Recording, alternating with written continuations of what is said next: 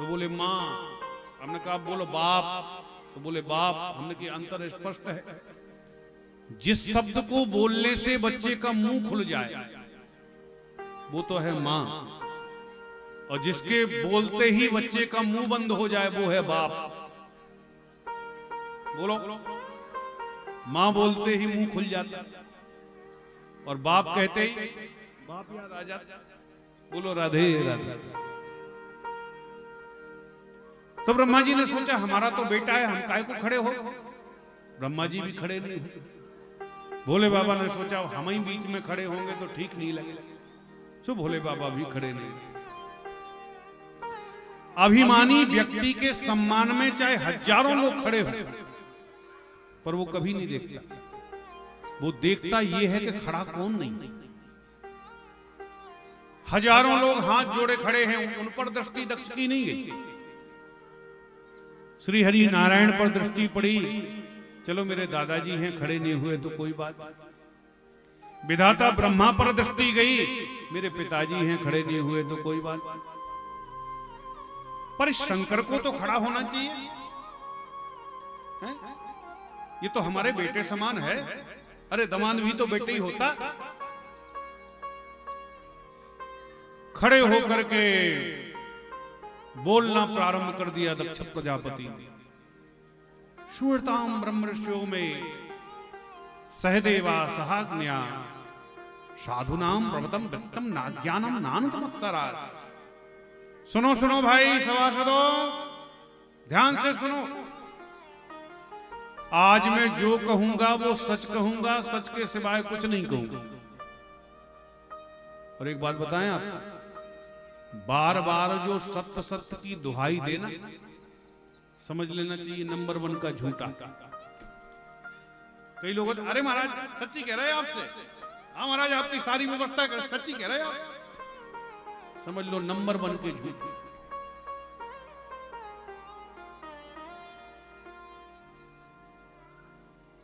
सारे सभासद कान खड़े करके सुनने लगे दक्ष प्रजापति की बात।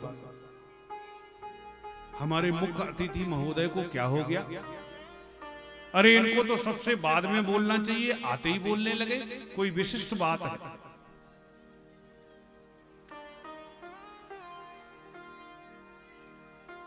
दक्ष प्रजापति कहता है याद रखो, सुशब्द व्यक्तियों की सभा में सबको ही निमंत्रण देना चाहिए, क्योंकि एक भी असभ्य आ जाए तो सारी सभा का आनंद ही किरकिरा हो जाता है। अब तो सब एक दूसरे को टकुर टकुर करके देखे मारे कि देवताओं की सभा में असभ्य कौन है। तो कहता है इधर उधर क्या देखता है, ये दिखाई नहीं देता शंकर। अरे इसको सभ्यता कहां से आवे। भूत प्रेतों के साथ में रहता है, मरघटवासी है, गर्मा गर्म चिता का तो पाउडर लगाता। भोले बाबा का विवाह हुआ तो कहार लेकर के पालकी आ रहे थे, तो एक मरघटा मिला। उसी पर भोले बाबा ने कहारों को रोक दिया, बस भैया यहीं छोड़ दो। कहार लौट के चले। शाम हुई तो भवानी ने भोलेनाथ से कहा, भोलेनाथ चलो अपन को अपने घर नहीं चल। भोले बाबा मुस्कुरा करके बोले देवी अपना कोई घर नहीं है, कोई घर नहीं, कहीं घर बनाया ही नहीं। भोले बाबा मुस्कुरा के बोले देवी अपने राम ने घर कहीं नहीं बनाया, अपने तो प्लॉट हर जगह पड़े। हर गांव शहर में हमारे प्लॉट डले। 2-4-10 दिन तक हुए मरघटा में रहते रहते पार्वती जी बोले प्रभु चलो कहीं किसी से मिल आए। भोले बाबा बोले देवी अपन को किसी से मिलने नहीं जाना। फिर बोले अपन बैठे ही ऐसी जगह है कि सब अपन से ही मिलके जाएं। बोलो राधे राधे। दक्ष प्रजापति कहता है इसको सभ्यता आए कहां से, क्योंकि भूत प्रेतों के साथ में रहता है, मरघटवासी है। न जाने कितनी गालियां देता चला गया, नंदीसोर से नहीं रहा गया क्योंकि हरिहर निंदा सुनाई जो काना, तो होए पाप गौ घात समान। हमारे आराध्य, हमारे इष्ट कि यदि कोई निंदा कर रहा हो और यदि सामर्थ्य है तो तत्क्षण उसकी जिह्वा को निकाल लेना चाहिए, और सामर्थ्य यदि नहीं है तो कान में अंगुली डाल करके उस सभा को छोड़ करके भाग जाना चाहिए। दक्ष प्रजापति बोलता चला गया तो नंदीसुर तमक करके खड़े हो गए, भोलेनाथ के पास में जाके बोले, भोलेनाथ आपके ससुर साहब कुछ ज्यादा ही बड़बड़ करते चले जा रहे हैं, आप यदि आदेश दें तो 1 मिनट में इनकी बोलती बंद कर दूं। बोले बाबा, बोले बिल्कुल नहीं भैया, ससुराल की गालियां सबको खाना पड़ती, अंतर यह है कि सब शादी में गाली खाते हैं, हम शादी के बाद में खा रहे हैं। एक बोले ससुरारी में गारी कैसी, ससुरारी में गारी कैसी, तो दूसरे बोले गारी बिन ससुरारी कैसी।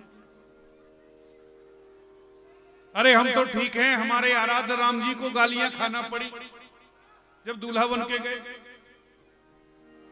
तो मिथिलापुर की नारियों ने गाया ना, अरे धरि ध्यान सुनो धनुधारी,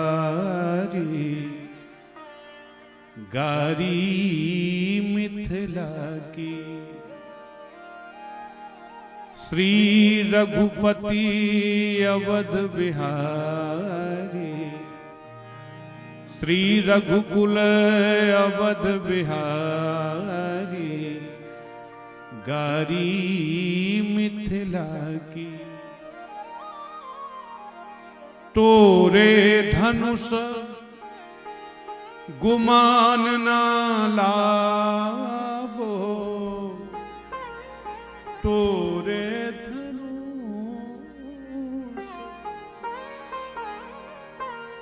गुमान ना लावो, सिया जू की कृपा है भाग्य मनावो,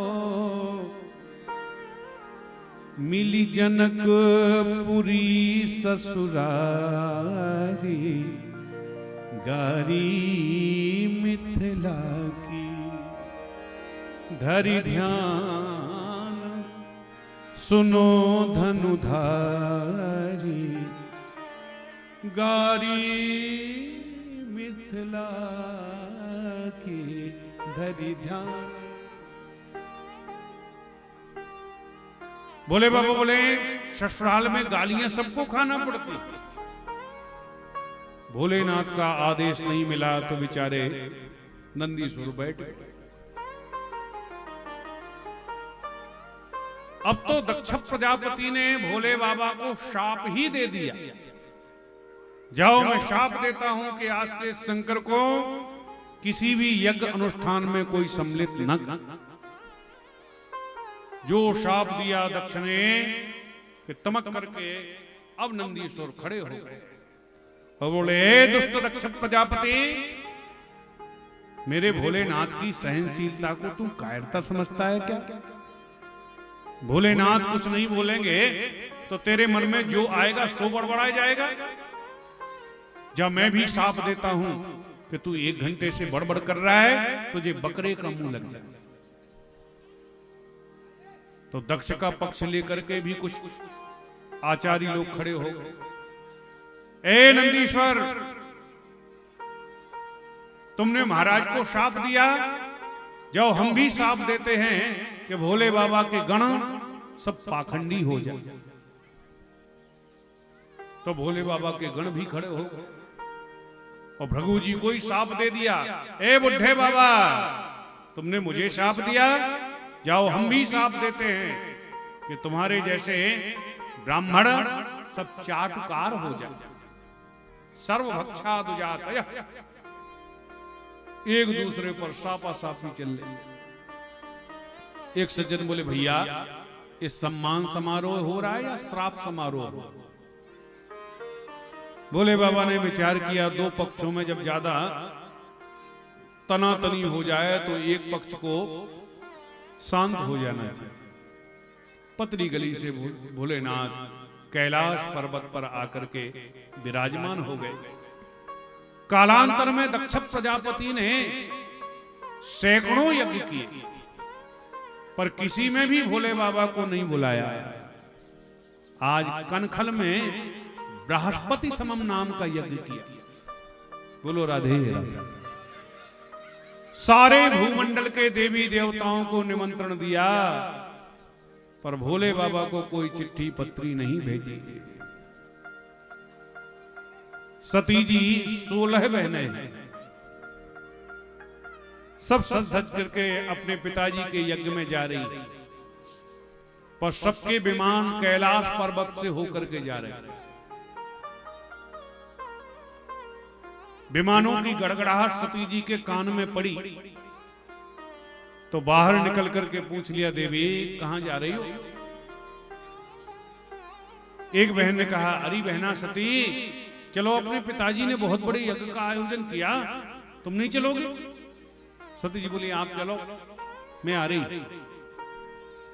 भोले बाबा तो समाधि में थे और सती जी ने भोले बाबा के चरण दबाना प्रारंभ कर दिया। भोले बाबा की समाधि खुली, सती जी को चरण दबाते हुए देखा तो पूछ लिया, देवी आज इतने चरण काहे को दबाए जा रहे? बोलो राधे राधे। जिस दिन ज्यादा चरण सेवा होने लगे ना, उस दिन देवताओं को थोड़ा सावधान हो जाना चाहिए। सती जी तुरंत हाथ जोड़ करके बोली, प्राणनाथ, आपको पता नहीं है क्या, आपके ससुर साहब ने कनखल में बहुत बड़े यज्ञ का आयोजन किया।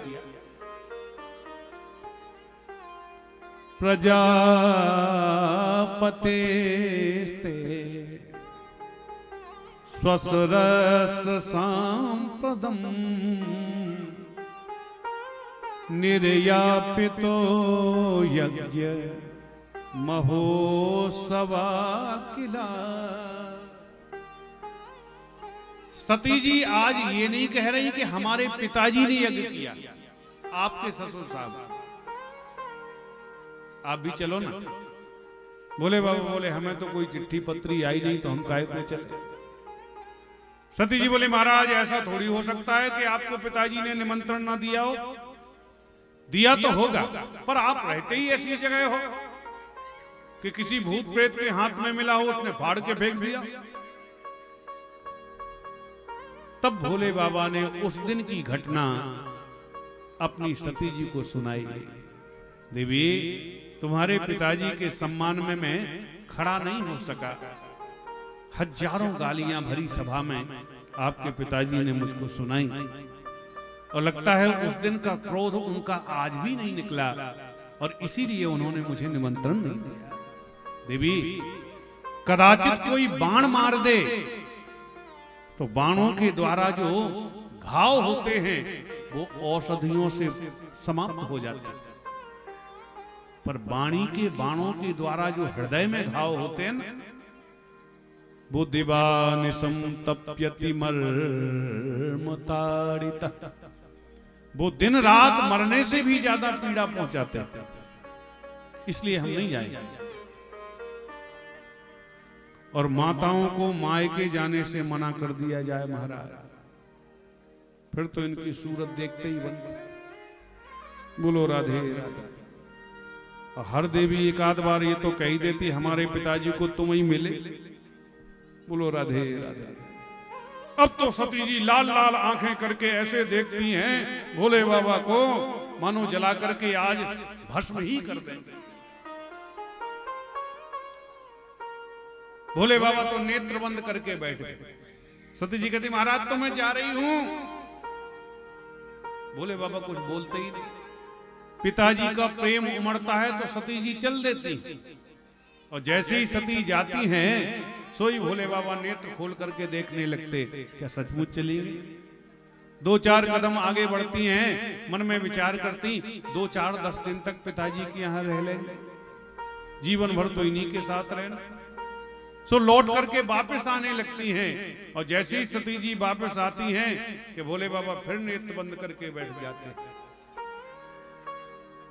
निष्क्रामती निर्मससी दुधा ससा। श्री सुखदेव भगवान कहते हैं ऐसे लगता है जैसे कैलाश पर्वत पर एक साथ दो सती प्रकट हो गई। पिताजी का प्रेम उमड़ा और सती चल ही दी। भोले बाबा ने देखा कि सचमुच चली गई, तुरंत गणों को आदेश दिया, जाओ ससम्मान भेज करके माता जी को आओ। चारों तरफ से भोले बाबा के गणों ने सती जी को घेर लिया। माता जी हम भी चलेंगे आपके साथ। सती जी के साथ में सब गण चले गए। जैसे ही सती जी पहुंची दक्ष के यज्ञ में, तो बहनें सब पहले ही पहुंच गई। सब बहनें सती जी से मिलती हैं, पर व्यंग के बाण चलाते हुए। अरे आओ आओ बहना सती, तुम खूब आई। हमें तो यहां आने के बाद पता चला कि पिताजी ने तुम्हें निमंत्रण नहीं दिया। और बताओ, चलो कोई बात नहीं, अपना घर है, घर में सब कुशलता तो है कि नहीं? अच्छा बहना एक बात बताओ, घर कहीं बनाया भी है या मरघटा में ही रहती हो? और बताओ जीजा जी कपड़े अपड़े पहनने लगे या नंग धड़ंग ही घूमते? तब चित चढ़े जो शंकर कह। अब सती जी को भोले बाबा के वह वचन याद आए। सती जी ने मन में विचार किया, मायका तो मां से होता है, चलो अपनी मैया से तो मिल। और वास्तव में सती के न आने का हृदय से किसी को कष्ट था तो केवल इनकी मां प्रसूति थी। और जैसे ही अपनी बिटिया सती को आता हुआ देखा तो दौड़ करके हृदय से लगा लिया।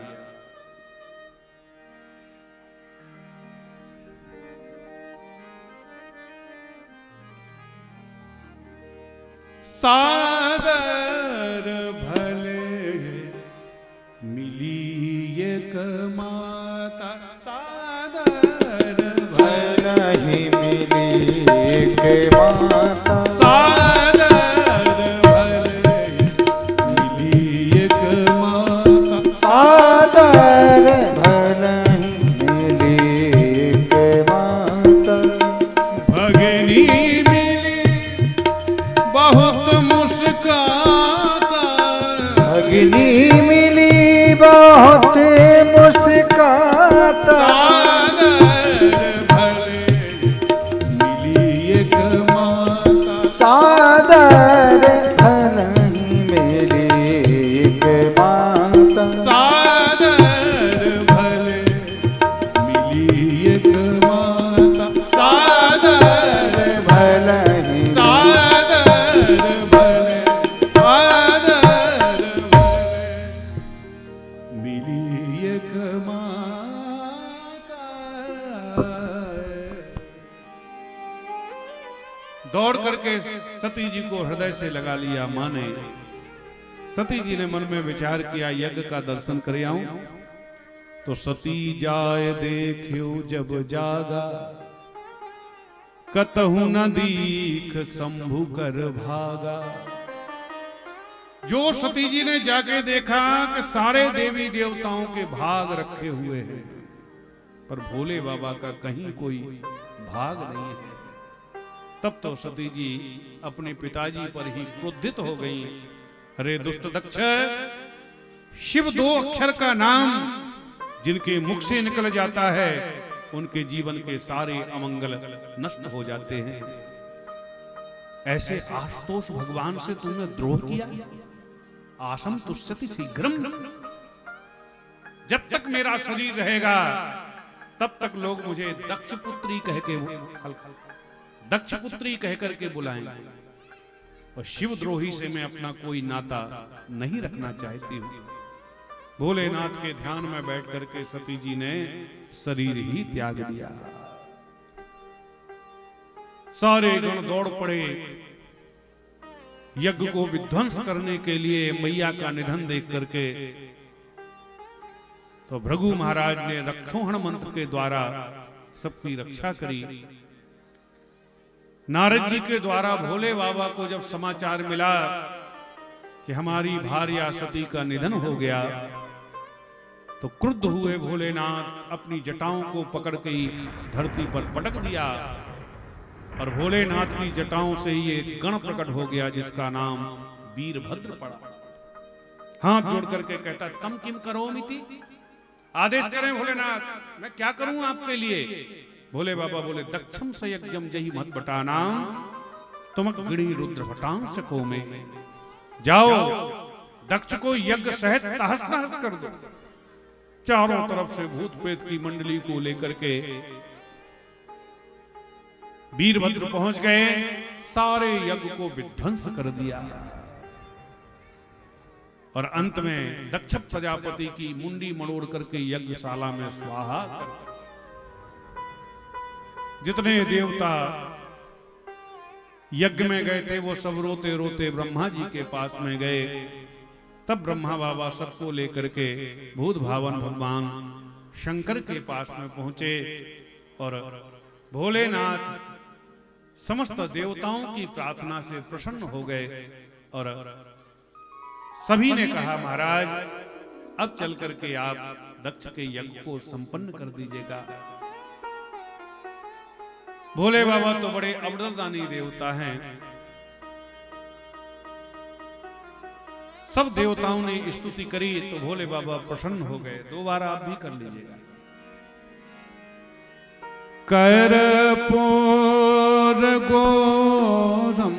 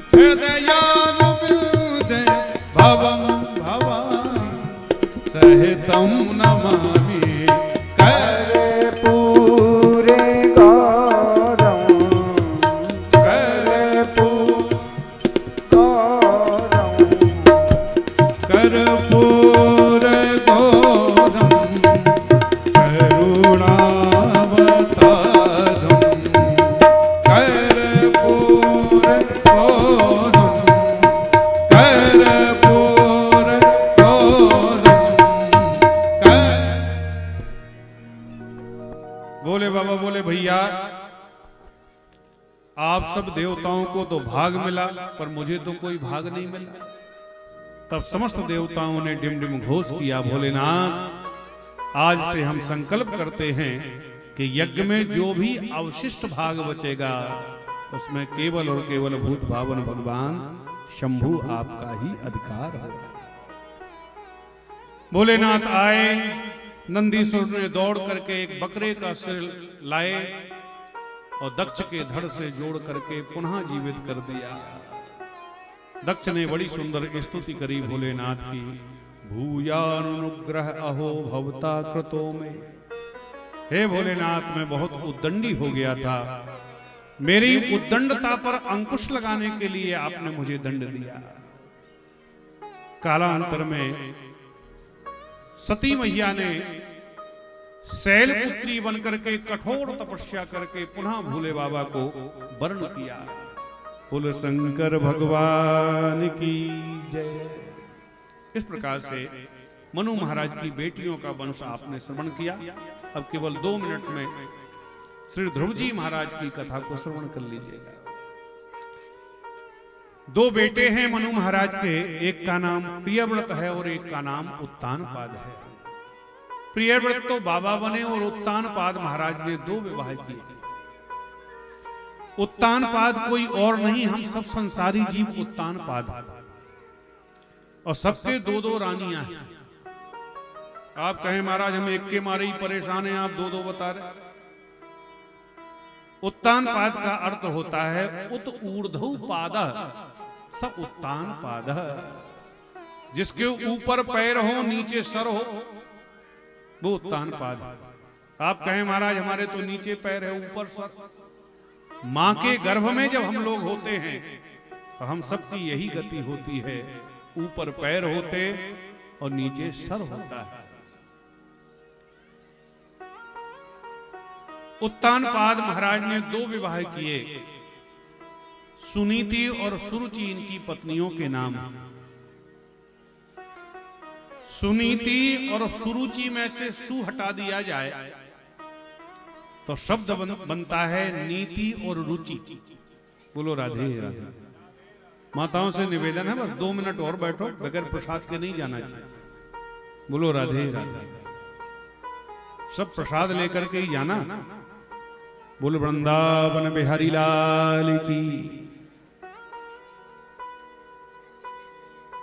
छोटी पत्नी जिसका नाम सुरुचि था उससे महाराज अत्यंत प्रेम करते थे। सुरुचि के वशीभूत होकर के सुनीति को उत्तानपाद महाराज ने अपने घर से बाहर निकलवा दिया। कालांतर में दोनों के गर्भ से एक एक बालक ने जन्म लिया। सुरुचि के गर्भ से जो बालक उत्पन्न हुआ उसका नाम उत्तम पड़ा, और सुनीति के गर्भ से जिस बालक ने जन्म लिया उसका नाम ध्रुव पड़ा। एक बार सौतेली मां ने ध्रुव जी को डांट दिया तो रोते रोते अपनी मां के पास में आए और बोले मां हमारी सौतेली मां ने डांट दिया है हमको। वो कहती हैं परब्रह्म परमात्मा को प्राप्त करो और उनसे वरदान मांगना कि मैं सुरुचि के गर्भ से उत्पन्न हूं। जब मेरे गर्भ से तू जन्म लेगा तब महाराज उत्तानपाद की गोद में बैठ पाएगा। सुनीति ने सुरुचि की एक भी बात का विरोध नहीं किया। बच्चे की प्रथम गुरु उसकी मां होती है, जो संस्कारों के रंग अपने बच्चे में भरती थी। सुनीति कहती है बेटा तू बार बार अपने पिताजी का परिचय मुझसे पूछा करता था, पर आज तक मैं तुम्हें तुम्हारे पिताजी का पता नहीं बता पाई। पर धन्य तो तेरी सौतेली माँ है जो उसने परम पिता का पता बता दिया है। माँ ये रहते कहाँ हैं? बोले बेटा वो तो हर जगह रहते हैं, उनका तो नाम ही विष्णु है। तब तो ध्रुव जी महाराज निकल पड़े। श्री नारद जी महाराज ने जब ये देखा तो तुरंत ध्रुव जी महाराज के कानों में 12 मंत्र फूंक दिया, ओम नमो भगवते वासुदेवाय, और बोले बेटा जाओ यहां से मधुवन में जाना और इसी महामंत्र का जाप करना, तुम्हें भगवान की प्राप्ति हो जाएगी। श्री ध्रुव जी महाराज ने पहले 3 दिन का नियम लिया। 3 दिन का नियम जब पूरा हुआ तो 6 दिन का नियम लिया, फिर 9 दिन का नियम लिया, और अब की बार ध्रुव जी महाराज ने 12 दिन का नियम लिया और अब की बार तो ऐसा प्राणायाम चढ़ाया ध्रुव जी ने कि तीनों लोगों में हाहाकार मच गया। घबरा गए समस्त देवता, भगवान की शरण में आए। प्रभु, हम सब देवताओं की प्राणवायु अवरुद्ध हो गई। जो मेरे प्रभु ने देखा समझ गए। तब तो भगवान कहते हैं, मावष्ट बालम कृपया दुरत्या, मत घबराओ देवताओं, क्योंकि ये किसी दैत्य का प्रकोप नहीं है, अपितु मेरे भक्त ध्रुव के प्राणायाम चढ़ाने का चमत्कार है। तुरंत मेरे गोविंद गरुड़ पर बैठ करके ध्रुव जी के पास में चल दिए।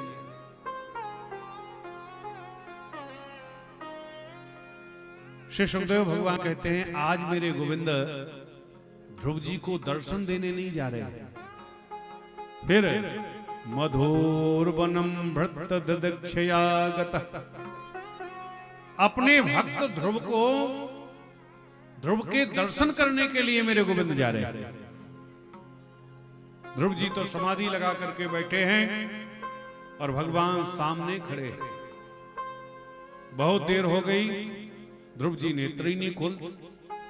भगवान को बड़ा आश्चर्य लगा कि अच्छा भक्त है कि मैं इसके सामने खड़ा हूं और यह है कि नेत्र ही नहीं खोल। प्रभु ने देखा, ओहो, इसके हृदय में ही हम बैठे हैं। तब तो हृदय की झांकी को अंतर ध्यान कर दिया। छटपटाहट के मारे ध्रुव जी के नेत्र खुल गए और क्या देखा, जिन प्रभु को ध्यान में देख रहे थे वो ही आज सम्मुख खड़े हुए हैं। बार बार हाथ जोड़ते हैं, ओम नमो भगवते वासुदेवाय, चरणों में प्रणाम करते हैं, ओम नमो भगवते वासुदेवाय। भगवान ध्रुव जी को देख करके हंसने लगे। भगवान को हंसता हुआ देख करके ध्रुव जी हंसने लगे। भगवान क्यों हंसे?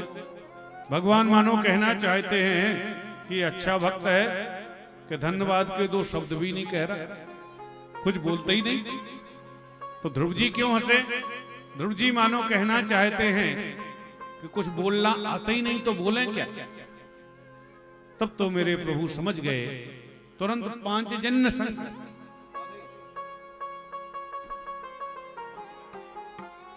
पांचजन्य शंख लेकर के मेरे प्रभु ने ध्रुव जी के कपोल से स्पर्श करा दिया और ध्रुव जी महाराज को पूरा वेद वेदांत कंठस्थ हो गया। बड़ी सुंदर ध्रुव जी ने स्तुति करी भगवान की। योऽन्तः प्रविश्य मम वाचमिमां प्रसुप्तां संजीवयत्यखिल शक्तिधरा सुधाम्ना अन्याश्च हश्च चरणा श्रवणात्तु गाधी प्राणान्नमो भगवते पुरुषाय तुभ्यम्। ध्रुव जी कहते हैं, प्रभु आपने ही मेरे अंदर की सोई हुई वाणी को जागृत कर दिया, क्योंकि सारे संसार को शक्ति प्रदान करने वाले आप ही हैं। यदि आप अपनी शक्ति को छीन लें तो आंख भली दिखाई देती है पर दिखता कुछ नहीं, हाथ भली है पर काम कुछ नहीं कर सकते। कालांतर में ध्रुव जी महाराज लौट करके आए। उत्तानपाद महाराज ने राज सिंहासन पर बैठा दिया। बोलो भक्त वत्सल भगवान की जय। श्री ध्रुव जी महाराज की जय। 36,000 वर्ष राज किया ध्रुव जी महाराज ने। समय पूरा हुआ तो भगवान के विमान में बैठ करके और भगवत धाम को प्रस्थान करके आज भी ध्रुव तारे के रूप में अटल हो गए। बोल वृंदावन बिहारी लाल की जय। अब हम भी भगवान के दर्शन करेंगे और कल समय से कथा प्रारंभ हो जाएगी। आज मौसम की वजह से थोड़ा परेशानी हुई और कल ही हम लोग बड़े धूमधाम से श्री कृष्ण जन्म महोत्सव मनाएं। तो सभी लोग जरा पीले पीले कपड़े पहन करके आना, माताएं सब पीली पीली साड़ी पहन करके आना, जिसके पास में ना हो वो पड़ोसी से मांग लाना। बोलो राधे राधे। तो आज तक तो थोड़ी ज्ञान की कथा चलती है, कल से सीधे रसगुल्ला की कथा प्रारंभ होगी, इसलिए अधिक से अधिक संख्या में आप लोग पधारें। और समस्त ग्रामवासियों से मैं निवेदन करता हूं, ये कार्य किसी एक का नहीं है, इसलिए ऐसा नहीं सोचना चाहिए कि वो करें कि वो करें। जन्मांतरे भवेत पुण्यम तदाद भागवतम लभेत। जन्म जन्मांतरों के पुण्य से भागवत होती है, तो यह सौभाग्य आप सब ग्रामवासियों को मिला, इसलिए सभी लोग बढ़ चढ़ करके इसमें भाग लें और खूब आनंद लाभ प्राप्त करें। अब आइए सब लोग भगवान का पूजन करेंगे और ताली बजाते हुए मेरे साथ में सभी लोग गाइए। लागी लगन मत छोड़ना,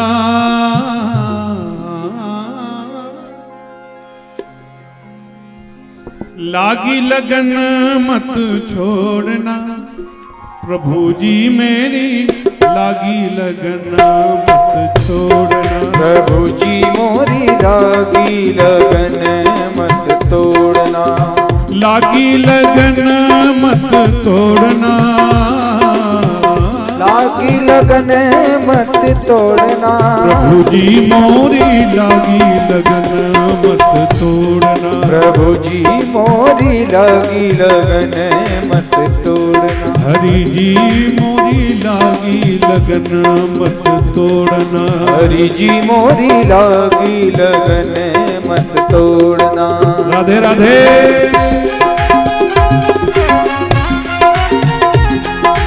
ताली बजाते हुए सभी लोग गाइए।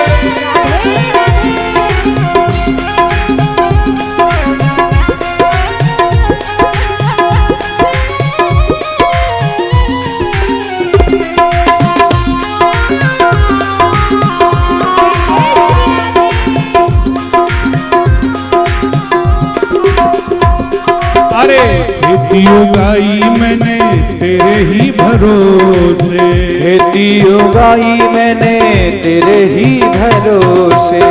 खेती उगाई मैंने तेरे ही भरोसे। खेती उगाई मैंने तेरे ही भरोसे। मेरे भरोसे मत छोड़ना, मेरे भरोसे मत छोड़ना। मेरे भरोसे मत छोड़ना। प्रभु जी मोरी लागी लगन मत छोड़ना। प्रभु जी मोरी लागी लगन मत तोड़ना। लागी लगन मत छोड़ना। लागी लगन मत छोड़ना। प्रभु जी मोरी लागी लगन मत छोड़ना। प्रभु जी मोरी लागी लगन मत छोड़ना। राधे राधे।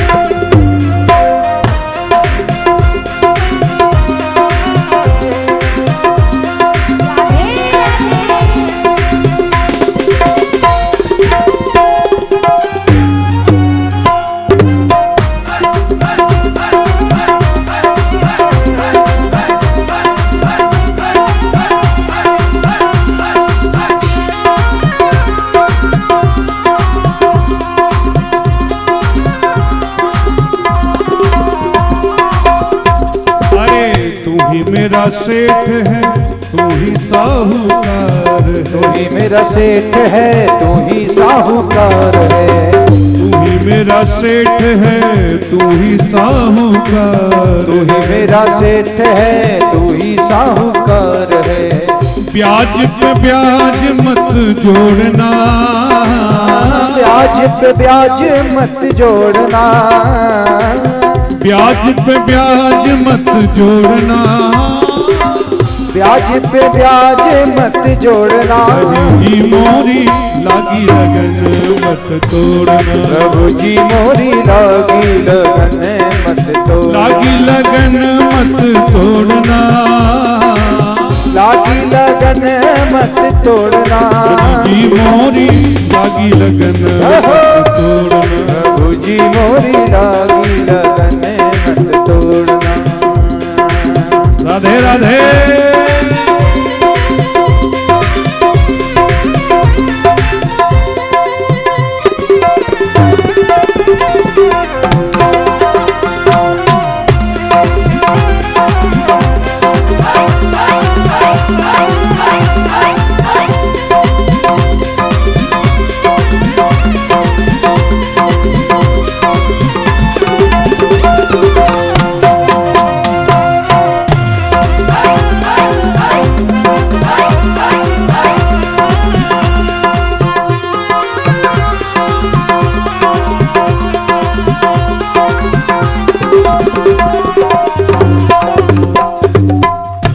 मेरा सेठ है तू ही साहूकार तू ही है, मेरा सेठ है तू ही साहूकार है।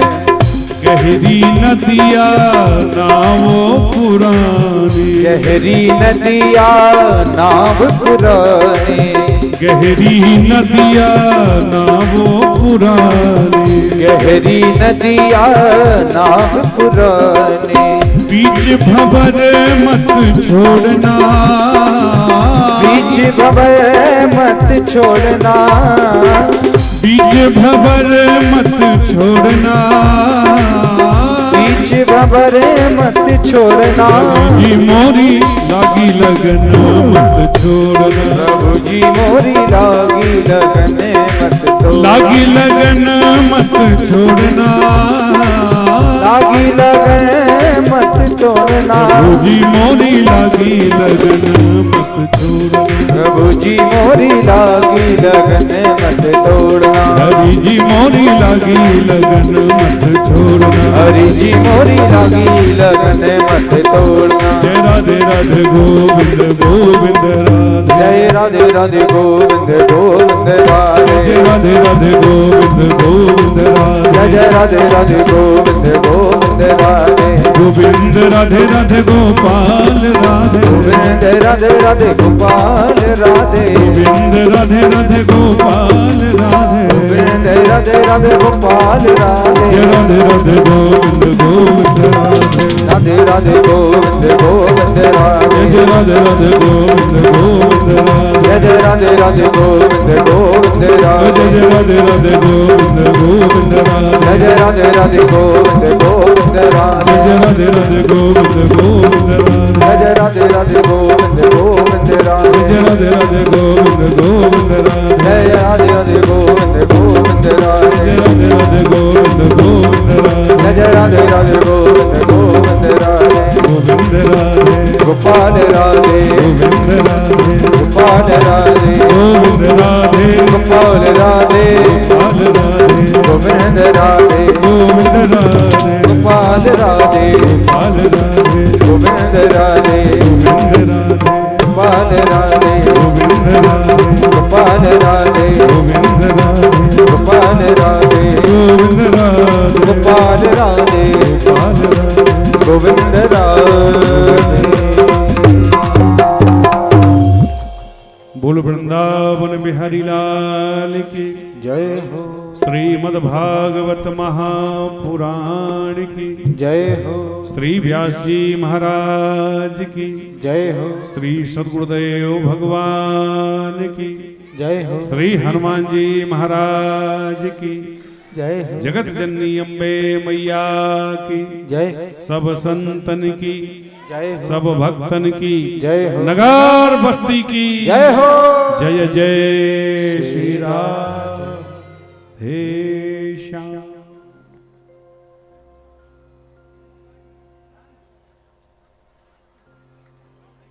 श्री राधे। सभी भक्त खड़े होकर के श्री भागवत भगवान की आरती करेंगे। जो भी भक्तों ने अभी पूजन नहीं किया है पूजन करेंगे। पूजन करने के बाद